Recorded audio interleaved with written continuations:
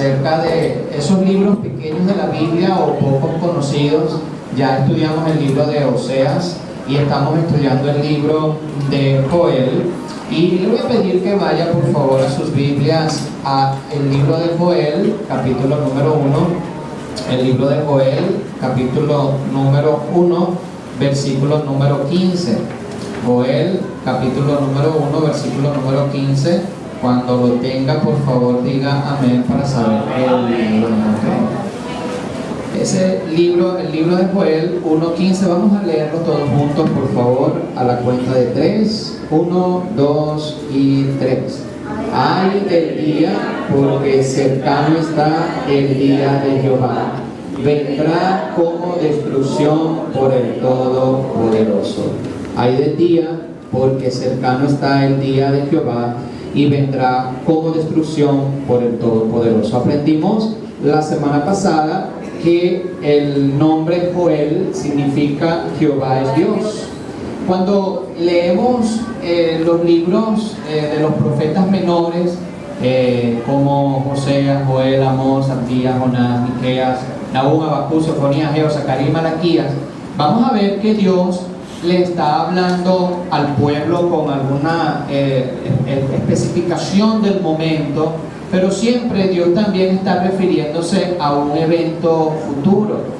En el libro de Joel vemos que el Señor está en el capítulo 1, está tratando con el pueblo por su rebeldía y habla acerca de un castigo en la tierra, una devastación por las langostas, pero al final lo que Dios quiere hacer referencia al pueblo de Israel es su juicio venidero, el juicio de ellos en el momento, pero a su vez el juicio venidero acerca del futuro de los tiempos. Cuando leímos el libro de Oseas, vimos que él utilizó un evento del profeta con el engaño de su esposa. Vemos que él utilizó la vida del profeta para ilustrar un evento y hacerle referencia al pueblo sus fallas. En el libro de Joel aprendimos que el Señor está tratando con el pueblo por su rebeldía. Cada uno de estos profetas que se levantaron a predicar y a dar la palabra de Jehová, Dios estaba haciéndole referencia acerca de la rebeldía del pueblo, de cómo lo habían dejado, cómo habían buscado otros dioses. Pero Joel, hermanos, Joel está viendo las cosas un poco más allá. Joel está hablando acerca del futuro, del juicio venidero. Está hablando acerca de lo que va a acontecer en la tierra, en el mundo, el fin del mundo. Como muchos el día de hoy tienen ese deseo de saber lo que va a suceder y tienen esa atracción por lo esotérico, por el futuro. Si nosotros queremos aprender del futuro, debemos leer la Biblia, no el horóscopo ni lo que dice Adriana Así, Walter Mercado. Es lo que dice la Biblia. Aquí está el futuro reflejado.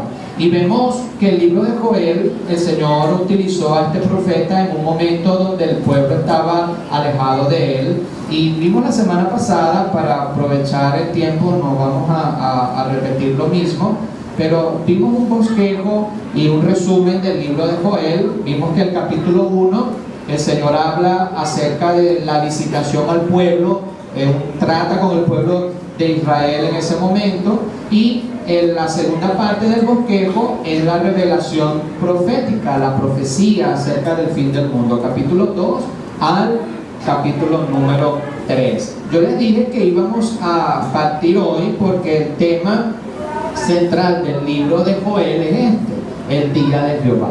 Vamos a ver hoy acerca de ese día, cómo va a ser ese día y cuál es el papel de la iglesia durante el día de Jehová. Estamos hablando de un evento que no ha sucedido, del fin del mundo, el fin de los tiempos. El Señor le asomó al profeta Joel lo que iba a suceder. Y la semana pasada les di un breve resumen de los eventos futuros. No sé si se acuerdan, ¿verdad? Vamos a ver si tienen memoria. ¿Qué significa? La primera venida de Cristo. La crucifixión. El tercer evento que vimos, la ascensión de nuestro Señor Jesucristo. El cuarto evento, la iglesia. ¿Cuál es el siguiente evento que estamos esperando? El rapto de la iglesia. Ese es el siguiente. Ahora nos encontramos en el punto 4. Después del rapto, cuando el Señor venga por su iglesia, es donde va a ocurrir ahí lo que se llama la gran tribulación. Aprendimos que se divide en dos eventos en el cielo: el tribunal de Cristo y ¿cuál es la otra? La boda del Cordero. En la tierra van a ocurrir 3 años y medio de paz y 3 años y medio de guerra. Luego de eso viene el día de Jehová. ¿Está conmigo, hermano? Después de ese evento viene el día de Jehová, que, bueno, viene la segunda venida de Cristo, por supuesto, y viene el evento número 8 allí, que es el día de Jehová, en lo que se llama la batalla del Armagedón, y es lo que quiero en esta mañana brevemente poder hablarles acerca de ese día. Tenemos una gran bendición. Si usted tiene a Cristo en su corazón, en el nombre del Señor, nosotros nos iremos aquí. Si por casualidad usted se ha muerto antes que yo, ojalá que no, ¿verdad? Si usted se muere primero, dice la Biblia, los muertos en Cristo resucitarán y los que estén vivos serán arrebatados. Entonces, vemos acá que es una gran bendición ser salvos. Amén. Tenemos una promesa, tenemos de parte de Dios una garantía, y es por eso que el requisito, y como dice la palabra del Señor, es tener a Cristo en su corazón. Y si usted está el día de hoy acá y no es salvo, no tiene a Cristo en su corazón, es importante arreglar cuentas con Dios, porque tarde o temprano nos vamos a encontrar con el Creador del cielo y de la tierra, y es mejor estar preparado para cuando eso venga. Entonces, vamos a estar viendo acerca de ese día. Como leímos en el versículo 15, el profeta Joel le asoma la idea al pueblo y nos está hablando a nosotros, porque toda la escritura está inspirada por Dios y útil para enseñarnos, y es todo lo que está escrito en Joel hacia el pueblo de Israel está también escrito para nosotros. El Señor nos los ha dejado para nosotros, y dice el profeta Joel: ay del día, porque cercano está el día de Jehová, y vendrá como destrucción por el Todopoderoso. Ahora imaginen, hermanos, si cuando Joel recibió esta revelación estaba cercano el día de Jehová, ¿cuánto más nosotros el día de hoy? Y Dios está gritándole al mundo que su venida está cerca. Yo sé que el mundo se burla de esto, se burla del cristiano cuando dice que Cristo viene, y dice: y no viene nada. Recordemos que para Dios un día es como 1000 años, y 1000 años como un día. Y si ha retardado su venida es por amor, dando oportunidad a la gente que pueda arrepentirse de sus pecados. Y vemos que ese día estaba cercano en los días de Joel, cuánto más cercano va a estar en nuestros días. Entonces estamos hablando de ese día que Joel menciona como el día de Jehová, el día terrible de Jehová. Lo menciona como el gran día o el día, y se usa esta frase, hermano, más de 75 veces en el Antiguo Testamento. Cuando hay algo que se repite, se repite y se repite, es porque Dios está haciendo un énfasis y está hablando de la importancia que tiene. Dice el hermano Johan, habló esta mañana acerca de la corona, y tremenda comparación de la corona de nuestro Señor Jesús, cómo fue entretejida, y esa corona que causó dolor. Los reyes del mundo, coronas hechas de oro y lujosas, y nuestro Señor tenía una corona de espinas. Pero eso va a cambiar cuando Él venga de nuevo. Eso va a cambiar, y es por eso que el Señor ha tenido misericordia del mundo, y su palabra nos advierte acerca de este día, el día de Jehová, aquel día o el gran día. La frase el día de Jehová, el Señor nos enseña que derramará su ira sobre las naciones gentiles. Quiero leer rápidamente en el capítulo 2, si me acompaña, de Joel, por favor. Joel capítulo 2, versículo número 27. Cuando lo tenga, por favor, dígame para saber que está conmigo allí. Dice ahí el versículo 27: y conoceréis que en medio de Israel estoy yo, y que yo soy Jehová vuestro Dios, y no hay otro. y mi pueblo nunca jamás será avergonzado. Ahora mire el versículo 28, dice: y después de esto derramaré mi espíritu sobre toda carne, y profetizarán vuestros hijos y vuestras hijas, y vuestros jóvenes y vuestros ancianos soñarán sueños, y vuestros jóvenes verán visiones, y también sobre los siervos y sobre las siervas derramaré mi espíritu en aquellos días. Ahora, hermanos, hasta ahí, hasta ese versículo tuvo un cumplimiento en el libro de los Hechos, capítulo número 2. Si ponen un marcalibro ahí, por favor, pongo un marcalibro y acompáñenme rápidamente a Hechos capítulo 2, Hechos capítulo número 2, por favor, versículo número 16. Cuando lo tenga, digan fuerte amén para saber que está activo, ¿verdad? Hechos 2, 16 dice: mas esto es lo dicho por el profeta, ¿quién? El que estamos estudiando. En los postreros días, dice Dios, derramaré mi espíritu sobre toda carne, y vuestros hijos y vuestras hijas profetizarán, y vuestros jóvenes verán visiones, y vuestros ancianos soñarán sueños, y de cierto sobre mis siervos y sobre mis siervas en aquellos días derramaré mi espíritu y profetizarán. Entonces, esa parte de Joel se cumplió en Hechos capítulo número 2. ¿Está conmigo ahora, mi hermano? Regresemos a Joel de nuevo, por favor, regresemos de nuevo a Joel. Ahora el versículo número 30 del capítulo número 2 dice así, están conmigo ahí, ¿verdad?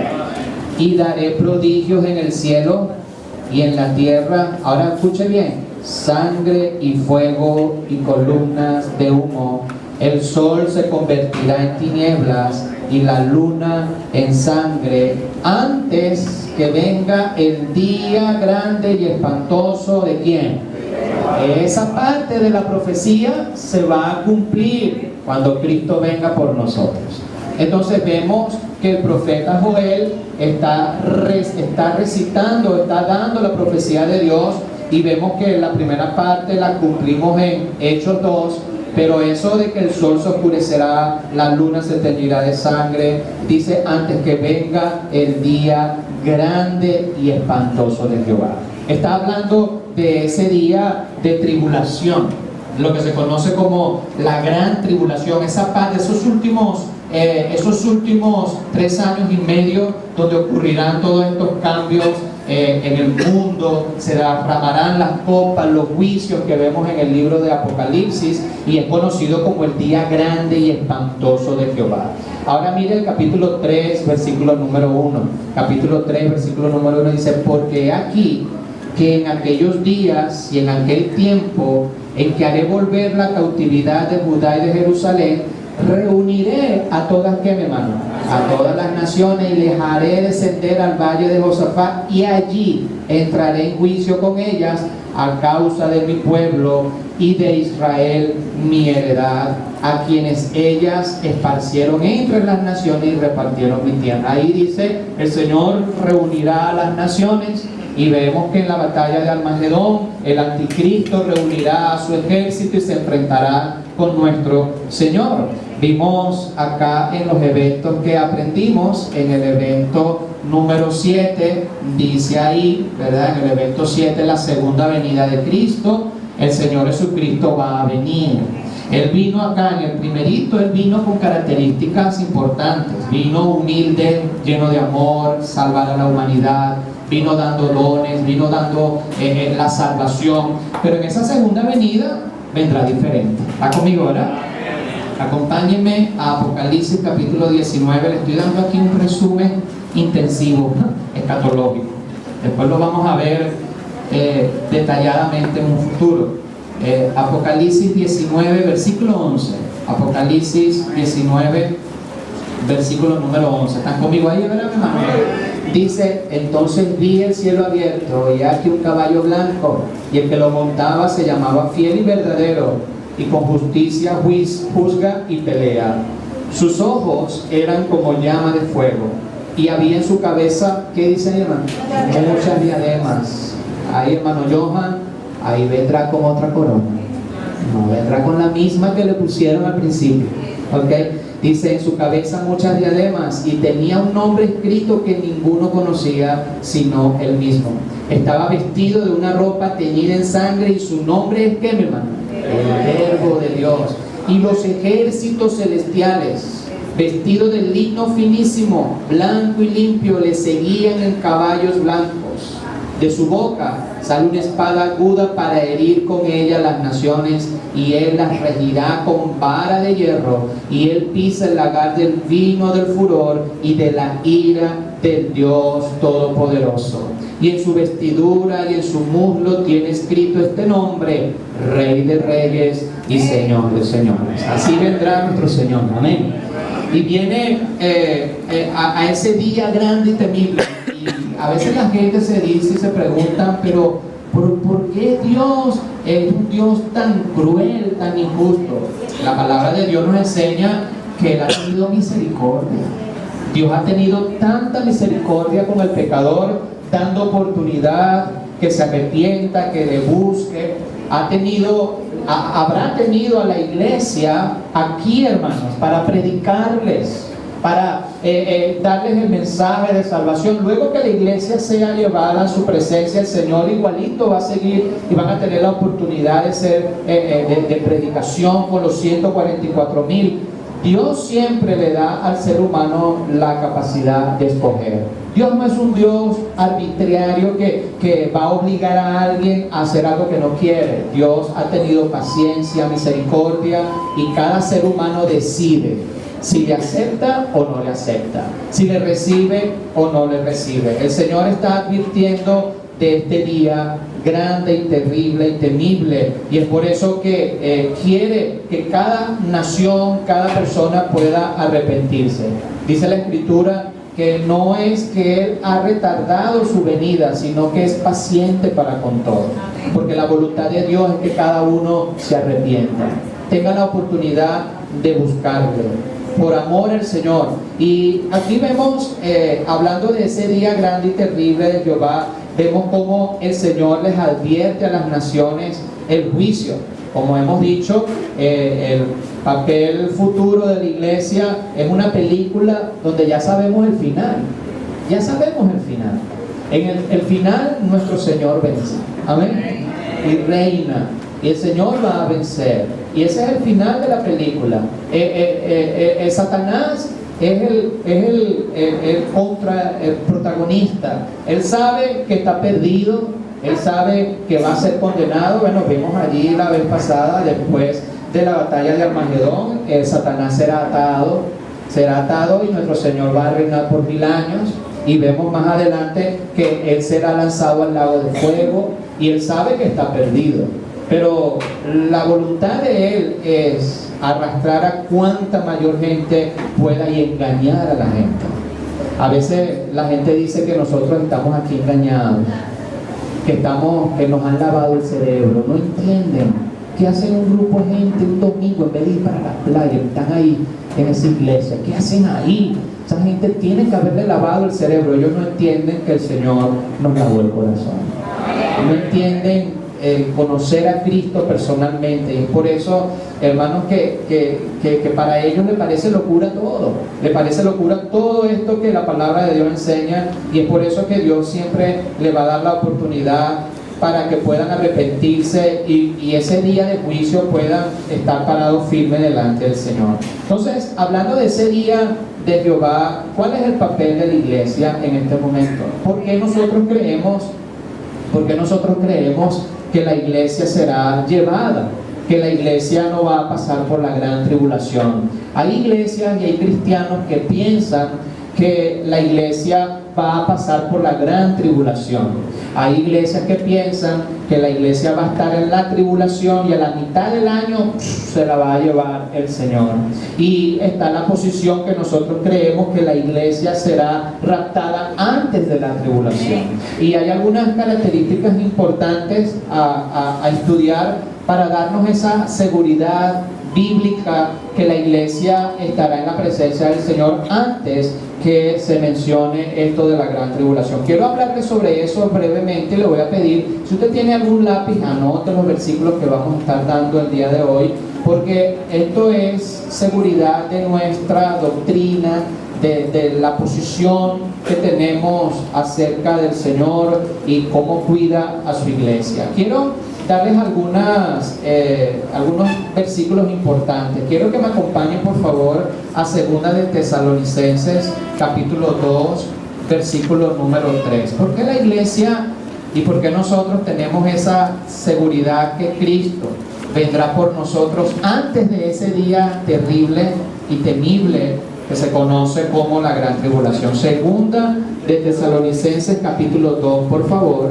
versículo número 3. 2 de Tesalonicenses 2, 3. ¿Está conmigo ahí, hermano? ¿Está conmigo o no está conmigo? Dice: nadie os engañe en ninguna manera, porque no vendrá sin que antes venga, ¿qué, mi hermano? La apostasía. Bueno, la apostasía es ese periodo de enfriamiento de la iglesia, que la iglesia va a perder su poder, va a dejar entrar al mundo. Cuando la iglesia deja entrar al mundo dentro de sus puertas, pierde su poder de evangelización. Es por eso que debemos mantenernos libres y apartados de toda influencia del mundo. El mundo debe tener en cuenta bien claro una diferencia entre la iglesia y el mundo. Es por eso que el día de hoy ese cristianismo light que se mezcla perfectamente con el mundo, uno no sabe si es cristiano o no, por su forma de hablar, por su forma de vestir, por su forma de ser, por su forma de actuar. Nadie sabe si es cristiano o no, solamente porque tiene una Biblia. Debemos tener cuidado, porque la iglesia, la característica para que se manifieste el hijo de pecado o el anticristo es que la iglesia caiga en esta apostasía, pierda su poder, pierda su función y se confunda con el mundo. La Biblia nos dice que nosotros somos la sal y la luz. Nunca podemos perder nuestra esencia de alumbrar en la oscuridad, de ser una diferencia en este mundo, de darle sabor a este mundo. No podemos nunca perder el sabor que el Señor nos ha dado a nosotros como iglesia. Y dice ahí el apóstol que no vendrá el anticristo sin que antes venga la apostasía y se manifieste el hombre de pecado, el hijo de perdición. Dice en el versículo número 4: el cual se opone y se levanta contra todo lo que se llama ¿qué? Dios, o es objeto de culto, tanto que se sienta en el templo de Dios como Dios, haciéndose pasar por Dios. Esto está hablando acá de ese día de la tribulación, de esos 3 años y medio, cuando el anticristo se manifieste. Ahora mire el versículo 5, dice: ¿No os acordáis que cuando yo estaba todavía con vosotros os decía esto? Y ahora vosotros sabéis lo que lo detiene, a fin de que a su debido tiempo se manifieste. El apóstol Pablo estaba diciendo: hay algo que detiene la manifestación del anticristo. Hay algo que todavía lo está aguantando. Hay algo que todavía está deteniendo todo ese reloj escatológico que estamos viendo, y es el Espíritu Santo. Cuando la iglesia sea raptada, lo que está deteniendo todo este reloj escatológico, hermano, todo lo que está deteniendo todo esto acá, es la iglesia que todavía está aquí. Esto es lo que está deteniendo todo el reloj escatológico, y es por eso que cuando la iglesia sea llevada ante la presencia del Señor, dice la Escritura que se activará todos los eventos que van a venir, porque el Señor ha prometido venir por su iglesia. Vemos acá que lo detiene en ese momento está hablando de la iglesia. Ahora acompáñenme por favor al libro de Primera de Tesalonicenses capítulo 1 versículo número 10. Primera de Tesalonicenses capítulo 1 versículo número 10. Está hablándole también a esta iglesia, y miren este principio importante que le da Pablo a la iglesia. Primera de Tesalonicenses 1:10. ¿Están conmigo ahí, verdad, mi hermano? 1:10 dice: y esperar de los cielos a su Hijo, al cual resucitó de los muertos, a Jesús, quien nos libra ¿de qué? De la ira. Aquí está una promesa para la iglesia: esperar de los cielos a su Hijo, que resucitó de los muertos, quien nos va a librar de la ira venidera. La iglesia, Dios ha prometido librarlos de esa ira. Y evidentemente todo esto ha ahondado al plan de Dios, porque en este momento el Señor ocurrirá lo que se llama la boda del Cordero con su novia, que es la iglesia, y el Señor ha prometido librarnos de la ira venidera. Es una promesa de parte del Señor para con su iglesia, librarnos de esa gran ira, ese día de Jehová, ese día de juicio que vendrá sobre las naciones. El Señor ha prometido librarnos de esa ira. Acompáñame ahora al capítulo de ahí de Primera Tesalonicenses, capítulo número 5. Vamos a leer el versículo número 9 y 10, por favor. Ok, capítulo número 5, versículo 9 y 10. Cuando lo tenga, puede decir muy fuerte, amén, ¿verdad? Dice así la palabra del Señor. Primera Tesalonicenses, capítulo 5, versículos 9 y 10. Dice: porque no nos ha puesto Dios ¿para qué, hermano? Para ira, sino para alcanzar salvación por medio de nuestro Señor Jesucristo, quien murió por nosotros, para que ya sea que velemos o que durmamos, dice ahí, ¿qué dice, hermano? Vivamos juntamente con Él. Y dice ahí, hermano, el apóstol: por lo cual animaos unos a otros y edificaos unos a otros, así como lo hace. El Señor está diciendo acá a la iglesia tesalonicense: Dios no nos ha puesto a nosotros para ira. Por eso creemos que la iglesia no va a pasar por esa tribulación. Por eso vemos que el Señor no ha salvado a su iglesia, no ha derramado su sangre por su iglesia para hacerlo pasar por la ira venidera. Dice ahí, el Señor ha prometido para nosotros alcanzar la salvación y no nos ha puesto para ira.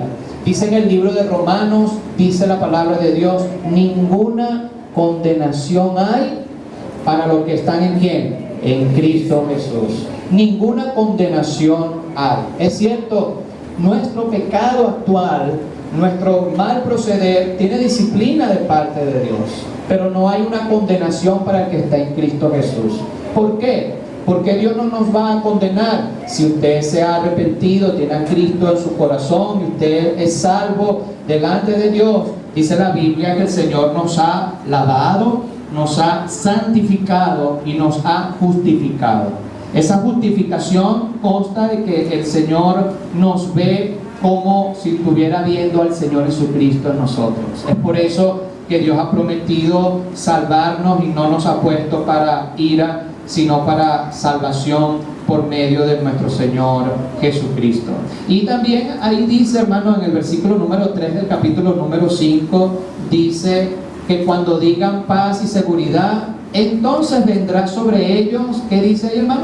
Destrucción repentina, como los dolores a la mujer encinta, y no escaparán. Entonces, fíjense esa frase. Esta es una de las razones por la cual creemos que la iglesia será llevada antes, porque dice que primero va a haber ¿qué? Paz, y ¿qué más? Y seguridad. Pero ¿cuándo va a ocurrir eso? Ahorita no va a ocurrir eso. De hecho, hermano, nuestra historia universal del mundo, el mundo nunca ha estado en paz. Si usted lee la historia, usted es profesor o tiene conocimiento, haga un estudio de la historia universal del mundo completo y vea cuándo el mundo ha estado en paz. Nunca. El día de hoy el mundo no está en paz. Si usted ve, hay una guerra en Chechenia y todos los árabes, conflicto armado que hay allí. Y por poquito Corea del Norte se enfrenta con Estados Unidos ahorita, porque se hicieron los amigos ahorita. Pero el mundo nunca ha estado en paz. ¿Cuándo el mundo ha estado en seguridad? ¿Cuándo? ¿Cuándo podemos decir nosotros el día de hoy va a haber paz y seguridad? Nunca. Es decir, el día de hoy es imposible. Eso va a ocurrir solamente cuando el anticristo esté gobernando. Entonces, por eso es que la iglesia no va a estar ahí en ese momento, porque imagínense cuándo va a haber esa paz y esa seguridad. Nunca. El día de hoy el Señor nos va, cuando venga este evento del rapto, el Señor nos va a llevar en el nombre del Señor, amén o no, en cualquier momento. En momentos de guerra, en cualquier momento de la historia, el Señor nos va a llevar. Pero es imposible que se lleve a la iglesia cuando hay paz y seguridad. Es imposible. El día de hoy no va a ocurrir eso. También es interesante si la iglesia va a pasar por esta parte de la tribulación, ¿por qué los apóstoles no mencionan a la iglesia? ¿Por qué no hay versículos que diga, bueno, esto va a suceder a la iglesia en la gran tribulación? ¿O por qué el apóstol Pedro no menciona? ¿Por qué hay un silencio de los apóstoles de la posición de la iglesia ahí en ese momento? Tan sencillamente porque la iglesia será llevada ante la presencia del Señor antes de la tribulación. Si usted ve el Apocalipsis, vamos a ir un momentico allá al capítulo 1. Apocalipsis capítulo 1, por favor, ahí, ¿verdad? Habla, si usted lee el capítulo 1, los subtítulos, habla salutaciones a las 7 iglesias. El capítulo número 2 habla sobre el mensaje a las 7 iglesias, el mensaje a Efeso, a Esmirna, Pérgamo, a Tiatira, Sardia, Filadelfia, el mensaje a la Odisea y todo eso. Pero es interesante, hermanos, que después del capítulo 4 de Apocalipsis no se menciona más a la iglesia. Es interesante que después del 4 en adelante, cuando vienen las copas, los juicios y todo lo demás, la iglesia se desaparece de la revelación del Señor al apóstol Juan. ¿Por qué se desaparece la iglesia del capítulo 4 en adelante y no aparece sino ya al final? ¿Sabe por qué? Porque el Señor nos habrá llevado antes. Tan sencillo como es. Dios ha prometido a su iglesia no pasar por ese periodo de ira y de persecución. Acompáñenme ahí a Apocalipsis, ya que estamos ahí, por favor. Acompáñenme ahí a Apocalipsis capítulo número 3, versículo número 10. Está hablando el mensaje a Filadelfia, capítulo 3, versículo número 10. Cuando lo tengan, digan amén para saber que están allí. Y dice así la palabra del Señor: por cuanto has guardado la palabra de mi paciencia, yo también te guardaré de la hora de la prueba que habrá de venir sobre ¿qué, hermano? Sobre el mundo entero, para probar a los que moran en la tierra. Yo también te guardaré de la hora de prueba que ha de venir sobre el mundo entero. El Señor te está dando una promesa a la iglesia de guardarlo de la ira y de esto. Bueno, esta promesa que Dios nos da a cada uno, a la iglesia en general, de guardarnos para el día de la ira de Jehová, no es una patente para nosotros vivir como nos da la gana.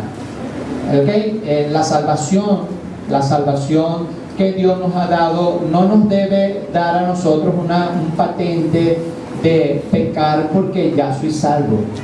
Bueno, como ya yo soy salvo, entonces yo voy a pecar. Con tal, el Señor no me va a castigar, no me va a permitir pasar por el día de Jehová. Bueno, aunque la salvación no se pierde, alguien que es realmente salvo no se pierde, pero si hay una persona que tiene ese pensamiento y decir, bueno, como la salvación no se pierde, ya yo oré y ya tengo a Cristo en mi corazón, yo voy a pecar bastante, con tal no voy a perder la salvación. Alguien que tenga ese pensamiento es alguien que no ha sido salvo de verdad. Tan sencillamente. Alguien que tenga y planifique pecar no tiene el temor de Dios en su vida. El rey David, dice la palabra de Dios, que él pecó y se contrictó y dice, Señor, devuélveme el gozo de tu salvación. Y David derrama su corazón porque le pesó pecar. Y cuando hay un cristiano que peca, le pesa. Cuando hay un cristiano que falla, le pesa. Entonces, el tener la seguridad de la salvación más bien debe animarnos a vivir, como dice la palabra de Dios, en una vida piadosa. Nuestra vida debe ser piadosa delante de Dios y vivir nuestra vida con temor y con temblor. Y ser agradecidos cada día que tenemos la oportunidad de vivir, porque el Señor nos ha dado esta promesa como iglesia de guardarnos de ese día terrible de Jehová. Y no es porque seamos perfectos, sino porque el Señor nos ha comprado con un alto precio, que es su sangre preciosa en la cruz. Entonces, el Señor quiere que su iglesia, Él va a venir por su iglesia, Él va a venir ahí, Él va a venir por nosotros. Aquí está, estamos esperando que Él venga por nosotros. pero Él quiere que su iglesia tenga y se presente delante de Él como una iglesia gloriosa, como una iglesia sin mancha y ¿qué más, hermano? Y sin arruga. El Señor quiere que su iglesia esté preparada para cuando Él venga. Y la iglesia no es que la vamos a pintar bonito para cuando Él venga. No es que vamos a tener todo limpiecito para cuando Él venga. Porque es que la iglesia no es las paredes, la iglesia somos nosotros. Y necesitamos vivir una vida santa y piadosa delante de Dios. Y entender que el día se acerca, que ese día está cerca, y vivir con temor. Los discípulos del Nuevo Testamento, ellos vivían cada día como si Cristo iba a venir esa noche. Ellos vivían cada día como si Cristo iba a venir hoy. ¿Qué diferencia traería la iglesia el día de hoy si cada cristiano viviera el día como si Cristo viniera el día de hoy? Creo que invirtiéramos más nuestro tiempo, creo que dejáramos de hacer cosas que desagradan al Señor, creo que procuraríamos agradarle a Dios con nuestra vida si sabemos que el Señor viene por nosotros. Si el Señor nos dice, prepárate que hoy voy por ti, estoy seguro, hermano, estoy seguro que cada uno de nosotros estaría orando y leyendo la Biblia, esperando que Él venga. Pero la Biblia dice que Él vendrá como ladrón en la noche, que no avisará, no habrá un aviso, el Señor vendrá. Y por eso dice la Biblia que como buenos administradores, el Señor cuando venga debe hallarnos fieles delante de Él. El profeta Joel estaba mostrándole al pueblo un poquito de lo que iba a venir. Nosotros ahora, con toda la Biblia ya en nuestras manos, la profecía completa, con el Apocalipsis, todas las epístolas, ya tenemos vislumbramos cómo va a ser el panorama general de la venida de nuestro Señor Jesucristo. Ahora depende de nosotros como cristianos vivir una vida que agrade al Señor. Dice ahí la Escritura, como leímos, el Señor ha prometido de guardar a su iglesia de esa ira, de ese día terrible de Jehová, de ese día donde el Señor va a venir. Y ese día terrible de Jehová también nos muestra acerca de la misericordia de Dios, porque el Señor ha prometido guardar a su iglesia. Recordemos que hoy la iglesia es la novia de Cristo. Y imagínense, si usted tiene una novia que se va a casar, ya tiene fecha de boda, y su novia, usted la tiene para allá en la costa, y usted sabe que está allá visitando a su abuela en la costa, y usted está aquí en Macuto y de repente ven las noticias, oye, va a venir un maremoto y va a comenzar desde la costa, y usted sabe que su novia está allá. Estoy seguro que usted sale corriendo, así sea caminando, a buscar a su novia, ¿sí o no? A buscarla, a cuidarla de lo que va a venir. Bueno, lo mismo va a suceder con la iglesia. El Señor va a venir a buscar a su novia primero. Amén. Va a venir a buscar a su novia antes que venga ese día terrible y temible delante de Dios. Dice ahí, vamos a volver a Joel para terminar, al libro de Joel. Vemos allí, hermanos, en el capítulo 2, versículo número 32, nos muestra todavía la misericordia de Dios. Joel capítulo 2, versículo 32 dice, y todo aquel que invocar el nombre de Jehová será salvo, porque en el monte de Sión y en Jerusalén habrá salvación, como ha dicho Jehová, y entre el remanente el cual Él habrá llamado. Siempre la humanidad tendrá la oportunidad de reconocer al Señor como su Salvador. Eso nos muestra la misericordia y el amor de Dios. Bueno, ya hemos visto dos libros pequeños, un resumen de cada uno, del profeta de Oseas, Joel, y la semana que viene vamos a ver un panorama, un resumen del profeta Amós. El profeta Amós tiene 9 capítulos, así que hicieron la tarea para hoy. ¿Sí leyeron el libro Joel? Ok, bueno, tienen como tarea esta semana poder leer el capítulo, todos los capítulos del profeta Amós, y vamos a estar viendo esta profecía que Dios le dio al pueblo a través de este profeta. ¿Quién está recibiendo bendición con este estudio? Ya aclarando algunas cositas, porque son libros que poco se predica y poco se estudia, pero están allí, y ya vemos que en el área escatológica es de suma importancia. Cuando terminemos de estudiar el libro de los Hechos, si el Señor lo permite, culminemos el libro de los Hechos. Me están pidiendo algunos hermanos que volvamos a tocar y enseñar el libro o el tema de escatología para poder reforzar todos los eventos futuros y todo esto. Después que terminemos el libro de los Hechos vamos a estar viéndolo. Esta oportunidad será un poquito más profundo, ya que como es la segunda vez que lo vamos a dar, vamos a hacerlo un poquito más con más detalle, así que prepárese entonces para cuando venga. ¿Amén? Espero terminar el libro de los Hechos antes del 2021, pero con este paso que vamos, apenas por el capítulo 9, ¿ok? Pero bueno, el Señor nos dirige en todo eso. Bueno, hermanos, vamos a continuar con nuestro programa el día de hoy.